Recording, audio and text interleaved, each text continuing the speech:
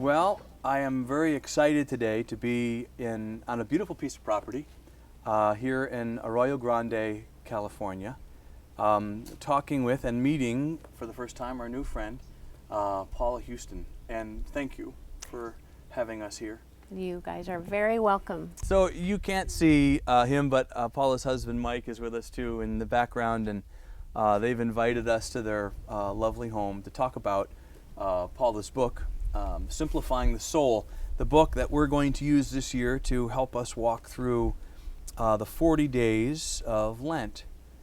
The book really found us, and I want to ask you about some things and talk to you about some things and have you explain to us more about your understanding of Lent. But before we do that, tell us a little bit about your spiritual journey. Well, I was born in Minnesota, raised in a Scandinavian Lutheran background, and as a kid I was very in love with church, you know. And I would say what I loved the most about the church were those wonderful old German Lutheran hymns, those big hymns with the pipe organ and the choir and all of that. And so I was pretty excited about all of that. And when I was about 15 years old, I had a very personal experience of God in a kind of charismatic meeting that really rattled me even further. But then right about that time I met my first serious boyfriend, well, my very first boyfriend of any type, and this competition got set up pretty quickly between being madly in love with God and madly in love with this boyfriend. Wow. And within about a year of all that, the pastor of the Lutheran church asked me if I would be willing to go down to Central America on a medical program. It was an inoculation program in a village in Honduras. And so I had to train for 6 months of all that stuff and went with another high school girl in our town. We were both 17 years old, and that was the 1969. It was the year of the soccer war between Honduras and El Salvador. Wow. And we had refugees coming through town and saw all kinds of things that Southern California teenager had never been exposed to before, including a lot of people who were very, very ill or dying of things that were easily fixable in the States. Yes. And that was the first time I felt my faith just cracking, you know. And I Like God, how could you let this yeah, happen? it was the classic question, is the Yeah. the problem of evil. How could a good, loving God allow these people to suffer the way that I had seen them suffer? So I came back to the States and I went straight to my beloved pastor and presented him with this new dilemma. And he had just discovered that his 15-year-old son was dying of cancer. So he was kind of in the same struggle, you know, himself, and he did his best, but his heart wasn't in it right then. And just I made this private decision, you know, at the age of 17 that I didn't believe in God anymore. Of course, I kept being really angry with him too. Right. This God I didn't believe The one in. you didn't believe in, yeah. And I stayed in church. I never did leave church because I felt like church was the place that people did good things, you know. So, and then I had married at 19, that very boyfriend, and that marriage was beginning to get in some trouble. By the time I was 25, I had 2 little kids. I still hadn't had a chance to go to college. So all these things began crashing into each other, you know, and ultimately went through a divorce, became a single mom for a few years, found out the hard way that it's extremely difficult to support a family when you don't even have a college degree. Mike and I got married a couple of years later, and 2 stepchildren there added to my 2, so we had 4. And one of the very first things Mike said to me is, you need to go to college, you need to go to school. So I found myself in my mid-30s on campus with people who were freshmen and kind of starting a life that I'd never lived yet, and loved it. I mean, just absolutely was enthralled with school and working hard in the classroom again. And along the way, I had to take a general education course in ethics, and I met Plato. And I got stuck on Plato. The course went all the way through the modern world, but I was something about what he was saying about human nature and reason and passion and desire and all these kinds of things was really striking at a deep level with me. And it turned out that that professor was an underground Christian. We were on a big secular campus where you didn't dare, as a professor, advertise, because you quickly lost your credibility among not just your colleagues, but a lot of the students too. But somehow, and I didn't figure it out myself, but I knew that if, there was something he was trying to teach us that I needed to learn. So I would call it a moral conversion. I underwent a moral conversion. And in time, he introduced me to his wife, who was a lifetime Catholic, and he wasn't, but she was. And she invited me to come to Mass, and then took me up to a community of Catholic monks on the Big Sur coast called New Camaldoli Hermitage. And that was another huge, jarring moment, because by then I had worked myself through college, had a master's degree, and was teaching at the same place, and I thought life could not get any better than having a key to a faculty office, You'd arrived. Right.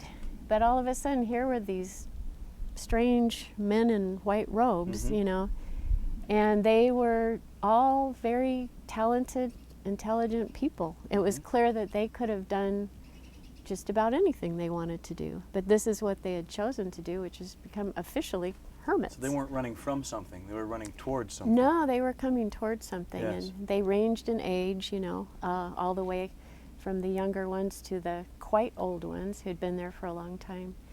And I kept coming back because I was so intrigued. It's probably this, we were talking earlier about Amish country. I think Amish country has the same kind of impact on a lot of people from the contemporary world.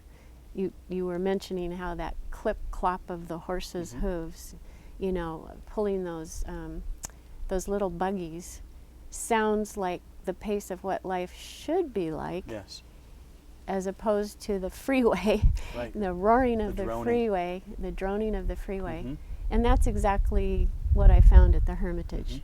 There's no cell coverage, there's no internet coverage, there's no driving. Everywhere you go, you walk. If you want to communicate with somebody, you have to actually go speak to someone, leave a note, So the pace of life, so there are just a lot of different things that intrigued me about that world. And that was where I realized that I had this deep hunger for God.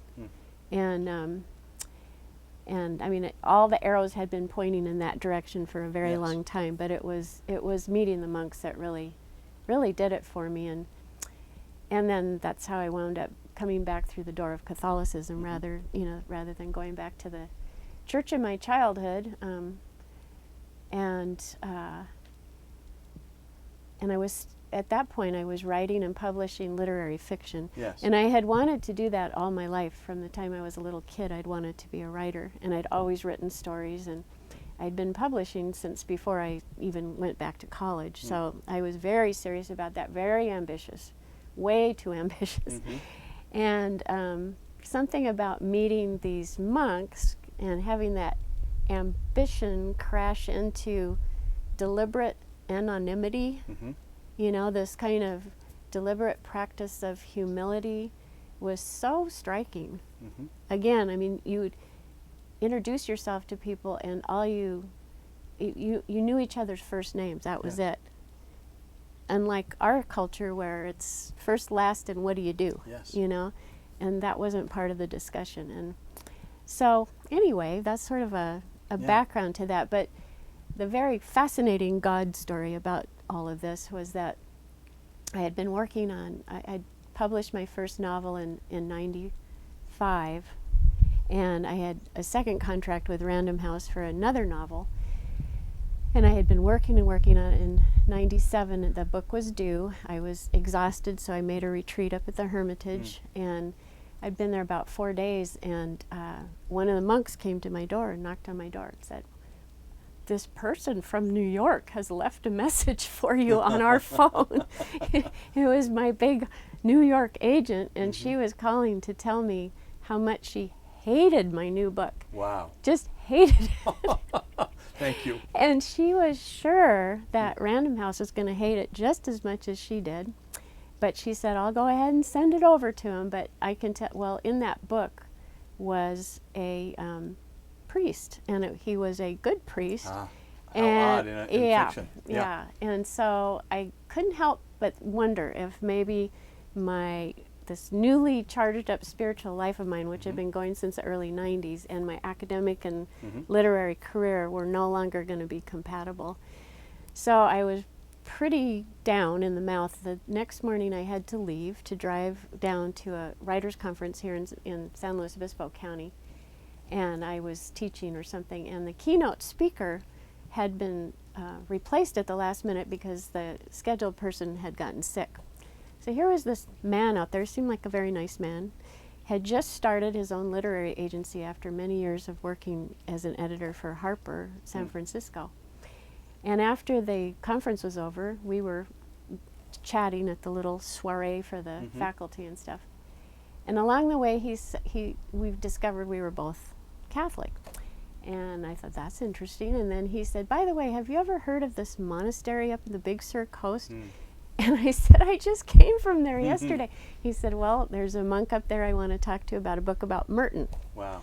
And so we realized we had some things in common, and I realized I got to make some decisions. And it took a year, but I wound up leaving my big New York agent, going with Tom, and Tom's whole interest in becoming an agent was to find and foster good spiritual writers. And he was representing people from, across the spectrum. I mean, he had Jewish writers, he had Buddhist writers, he had Catholic writers.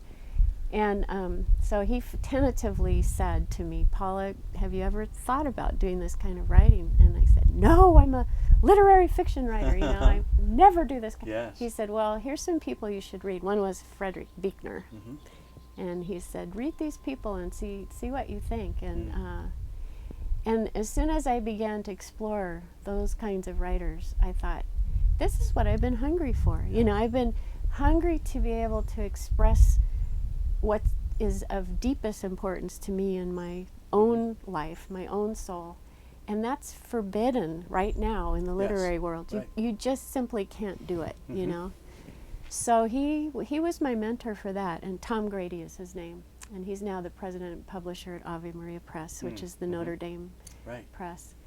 And it just helped me learn how to do this. And then he and I did a project together. It was our very first project called Signatures of Grace, where we purposely went out and tapped the world of literary writers and found, in this case they were all Catholic, but to write long personal essays that would involve the story of their own faith development. We hooked each one to one of the 7 Catholic sacraments. And they were so thrilled, because they were in the same boat I was. Nobody wanted them to talk about faith. So they were delighted to do it. And we had some really neat people, and we had a big response from, it was a very well-selling book, and a big publisher took it. And so it was sort of something for both of us that told us we were on the right path here. There was something that needed to be broken through, and at least in our own lives. And that's it. We went on from there, and the Holy Way was my first attempt at my own description of my spiritual journey through the ancient spiritual disciplines. And those were all things that I had learned from hanging around with the monks, and reading books from their library. And they had wonderful collection of Eastern Orthodox theologians there, and Philokalia and others. I'm sure, all those people were there. And so it was just and the monks were wonderful. They allowed me to use their own library, and so I was able to put my hands on original stuff, and this was still before the internet had gotten really rolling, so this is the way you needed to do research. And so from there, it's been the last 10, 12 years is all I've done is spiritual writing. But a few years ago, I got a phone call from another editor friend, Greg Wolf, actually, and he said, you don't by any chance have any old novels lying around anywhere, do you? And I said, well, actually, I wrote this thing 20 years ago, and it's still in the Kinko's box. Wow. I've never looked at it since then. He said, well, I'm starting a new partnership with a publishing company, and we're going to bring out 5 novels over the next few years. And, I want the writers of the novels to be Christian, but the novels themselves don't have to be overtly. I'm just interested in seeing what Christian literary people will do if they're given a chance. And so I had to schlep this big thing down and do it the old-fashioned way. I didn't have that computer anymore. Didn't have an electronic copy anymore. Wow. All the research on that book had been done, over 20 years ago. And he really liked it. And so that became the second book in his. It's the imprint's called Slant. So that was my foray back into literary fiction. But this time, the same priest was in there. I got to write about him, and so it really felt like it was one of those points where I knew that this wasn't an accidental journey, and that God had to almost shove me into a part of this journey, and that at the beginning of it, I felt like I'd been cut off at my knees, to lose a book contract with Random House after working on something for 3 years, and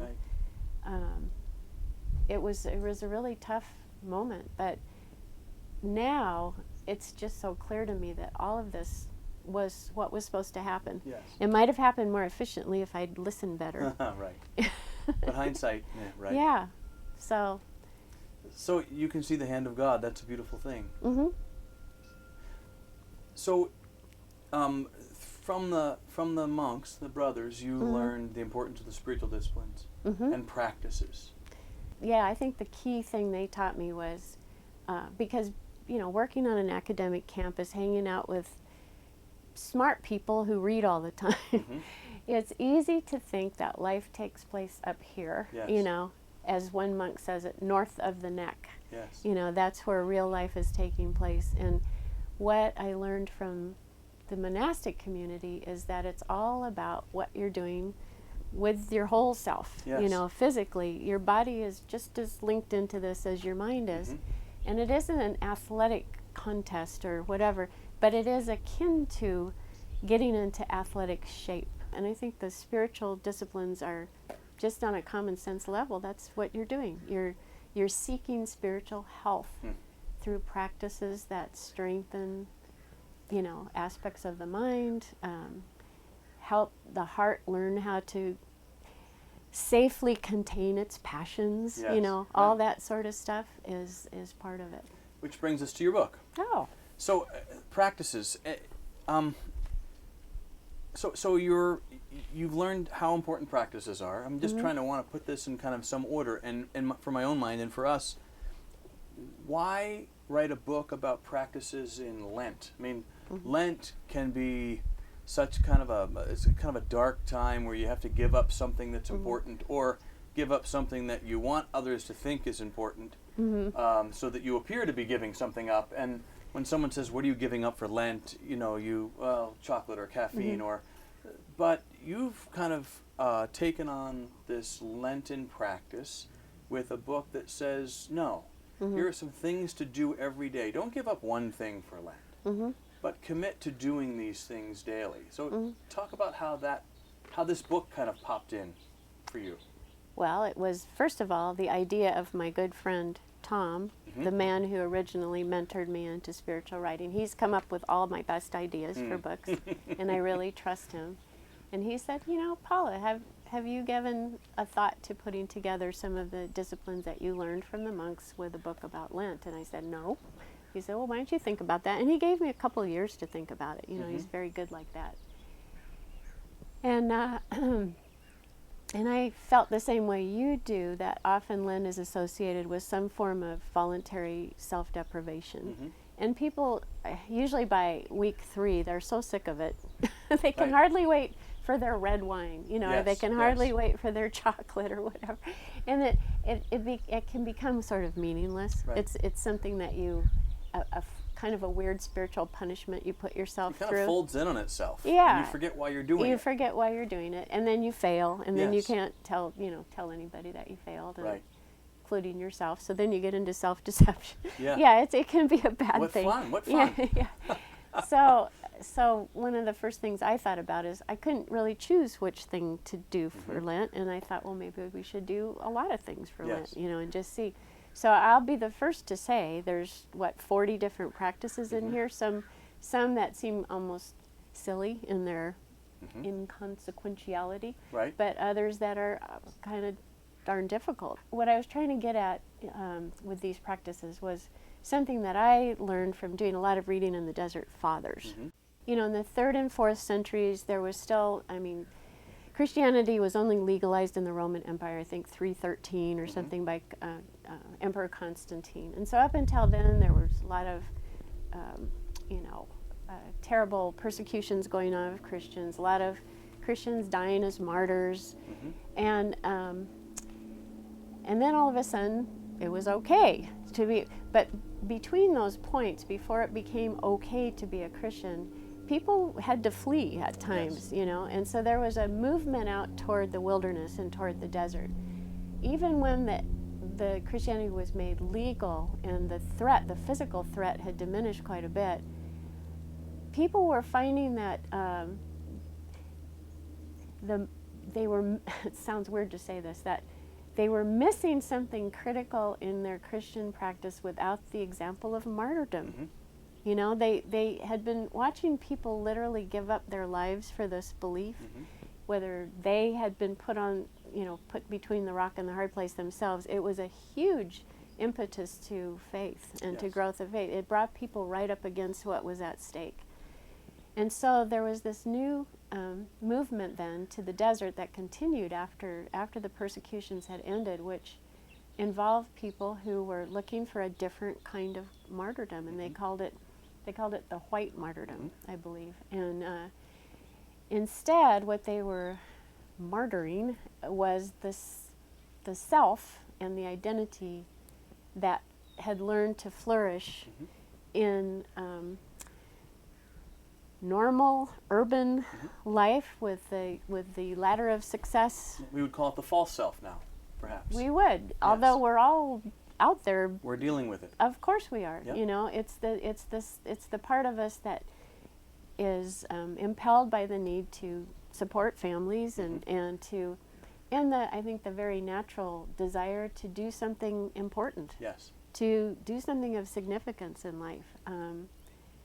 To leave something behind of goodness when we die or whatever. So it's not all bad stuff that impels us. It's actually, I think, inbuilt, This is how God has made us.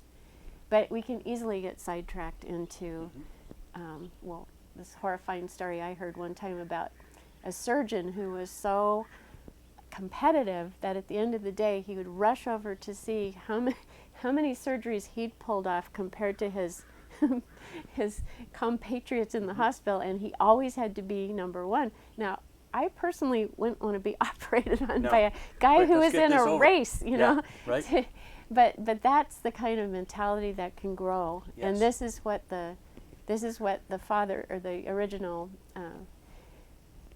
refugees to the desert were trying to get away from. Right. They were trying to see what would happen if you took away all those. They wouldn't have used this term, but we would, societal perks. What happens if there's no one around to admire you, or to give you a big paycheck, or to invite you to the right parties or whatever, Right. and what's going to happen to you in that kind of stripped bare landscape. So they were really putting not just their identities or whatever on they were physically putting their bodies on the line too, because there was nothing out there. Right. They were living in caves, and they had some very, very minimally comfortable sorts of existences out there. But they began, I think, I've read this, different scholars talking about the Desert Father. It was almost like they were in the middle of a scientific experiment, and the subject of the experiment was themselves. And they were willing to put themselves and their bodies on the lines to find out. Asceticism, which is the kind of physical practices that are associated with these Desert Fathers, had a really bad rap for years. And of course there were some people that went kooky with it too. They didn't all become saints. Some of them went crazy. but that wasn't the goal. The goal wasn't a kind of self-punishment because of what a big sinner I am. Yes. The goal was to find out, who am I? Mhm. You know, and if I fast, I will discover something about my relationship to food that might shock me. Right. You know, giving up food will show me something about where my true focus lies. You know, giving up the sound of other people's voices, Yes. which is huge. Silence is a huge part of the Desert Father practice. Right. Shows pretty immediately how much of me gets fueled by the social interaction. And that's really it about the practices, isn't it? It's not the practice. Right. It's what the practice uncovers about me. Right. And it's almost always that, I think, isn't it? Mm-hmm. Oh yeah, absolutely. And so some of the practices are fun. Some of them aren't so fun. Uh-huh. But when I spend a day, for instance, without email, Facebook, and other social networking tools, it's not that there's anything wrong with those things. No. It's not that giving them up is required by God. Right. It's what I want to do is have us give them up for the day and see what comes up for me in my heart. Mm-hmm. That's the key, isn't it? That's exactly what it is, and it's amazing because they become almost extensions of Yes. our will. They're extensions of our will. Talk about that. Well, I think that's what gets uncovered as soon as we start having the body meet up with a practice that it is felt in some way as a loss. Yes. And in the case of a cell phone has to be locked away in a drawer for a day. All of a sudden, this vacuum opens up, and the first impulse of the will is, I got to go get that phone out and see what I've been missing for the last 5 minutes, you know, because something could have been happening there. Some people could have been trying to get a hold of me for some important thing. And so you see what the will is telling you to do, and then when you sit with that and refuse to allow the will to take charge at that point, the longer you're able to do that, in a day, for a true cell phone addict, a day without a cell phone would be incredibly interesting experiment. It would be fascinating to find out, you know, just how deeply that thing is embedded in life. And again, nothing wrong with the cell phone per se, you know. So now, you have chosen, through the 6 weeks of Lent, 6 different areas. The use of money, simplifying, it's all around simplifying. So it's simplifying the use of money, the care of the body, the mind, simplifying the schedule, simplifying relationships, and simplifying prayer. Why those 6? I chose space, simplifying space to begin, because for me that's always been kind of key to getting on top of other stuff. I'm not a person who thrives in clutter. You know, some people are fine living in what looks like a rat's nest to me. But for me, maybe it's because I'm a woman and a housekeeper or whatever, if I see a kind of disorganized physical thing, it keeps distracting me. I can't focus until that thing is cleared away. And I thought, well, you know, so many of us live nowadays with just plain old too much stuff. It doesn't matter how well you organize it, it's still there. You open your closet door and it's staring you in the face, you know. All those like multiple pairs of ski boots that you don't use anymore, whatever. And so I thought that's how I kind of started this path, was scouring through the house and through the cupboards and all this closets and just offloading things and primarily giving them away, you know, taking them to the Goodwill or whatever, St. Barnabas Episcopalian thrift shop or whatever, knowing that someone else can use these things. I'm not using them, and they're taking up space. And so because I started there, that's how I started the book. And I thought it would be a simple way for people to begin, you know, clean out a drawer. And so that's the first practice, isn't it? Yeah, clean out a drawer. Clean out your junk drawer. Yeah, just one drawer, that's all you have to do. But what if I need those things later? Well, you need to organize them after you, and you clean them out in the sense that you find out what's in it. You know, why did I throw it in here in the first place? You know, I obviously thought that 48 used rubber bands were going to come in handy someday or whatever. You know, but it's a way of starting to pay attention to what's around us instead of what is constantly driving us most of the time, which is career, relationships, whatever. Instead, starting to pay attention to the other parts of life. Okay. That's the importance of the junk drawer. Right. And you can save some of it, or put it somewhere else where it belongs or whatever. Right. But right. So it's just a way to start. I chose the use of money as the second chapter in the book, the second section of the book, because I think money is so integral to our sense of self nowadays, and we think of it as so incredibly important. That Right. if we don't have money, we don't have what we call freedom. Yes. And to us, as contemporary Americans, probably just in general, Western people, freedom is this Everything. enormous, and if something is somehow curtailing our freedom to choose, we think that we're really deprived. Which really bumps us up against Lent, doesn't it? Yes. Because that's what we're, in essence, what we're really doing is we're choosing things in which to curtail our choices. So I can't choose to pick up my cell phone, or on the day that you advise sleep on the floor. Yeah. I can't choose to sleep on that bed because, so it goes right back to the will, right? Goes back to the will, right. Yes. A little side note here is that's what it means to be an American nowadays. We choose our path. We're the captain of our own Right. ship. Individual rights are huge to Americans because we don't want anything curtailing the will. Right.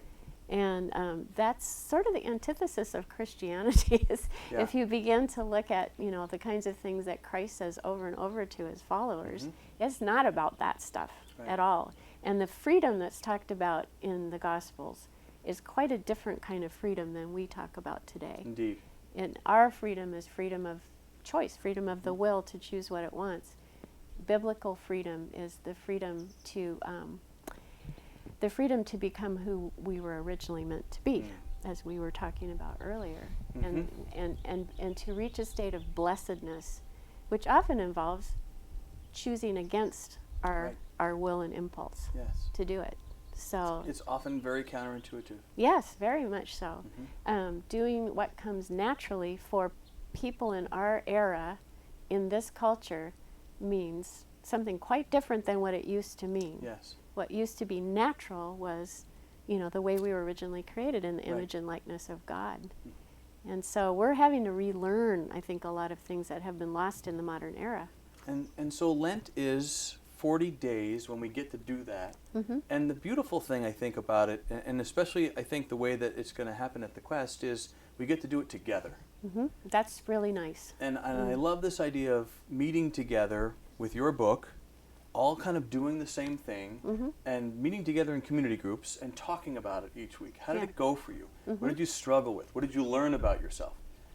I think that's a great opportunity. I think it's Does that seem like a good idea to you to do this way? And I know that other churches have done that, and I think that it, just like anything else you're trying to do when you have accountability, it helps. But it's more than that. I think it's an adventure that people they take together. It's good for a lot of laughs because people will talk about what they tried and just absolutely couldn't do. Yeah. And by the way, it's important to say that this isn't a contest, and it's not, as we were saying earlier, it's not an extreme sport of some kind. This isn't about conquering.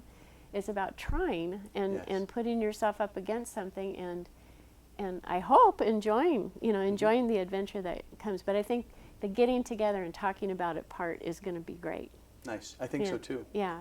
So Paula, help us understand in just a few seconds why this is an important piece of work for us to do for 40 days together between now and Easter Sunday.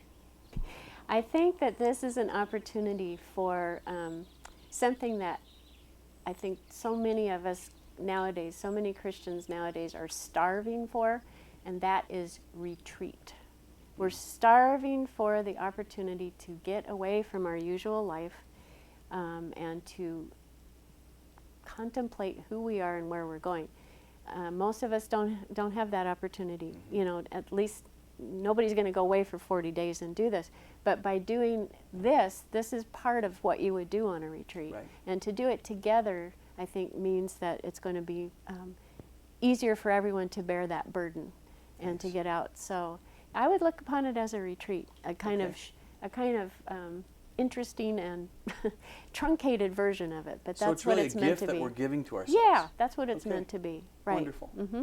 Okay. Thank you, Paula Huston, You for your are welcome. time, and we're looking forward to talking about this as we move ahead. So Okay. thank you. You're welcome.